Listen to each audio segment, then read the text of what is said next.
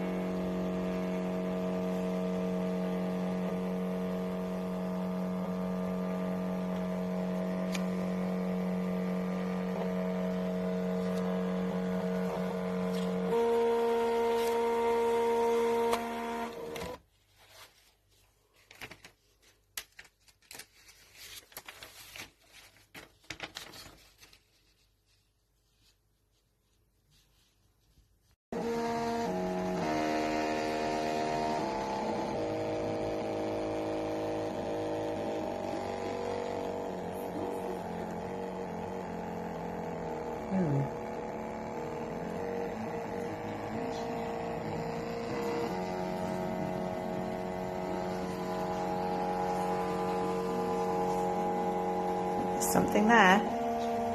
It's coming. Maybe it needs a chance to heat up.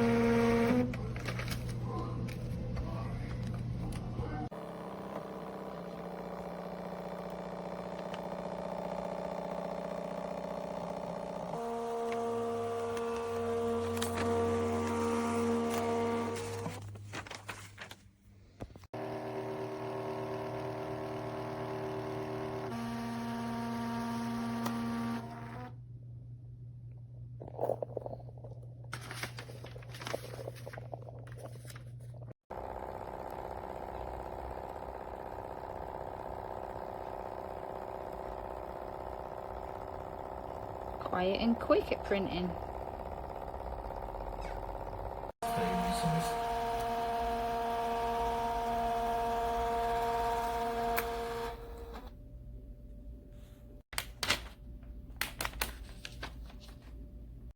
Printer works pretty good. Love it. Easy.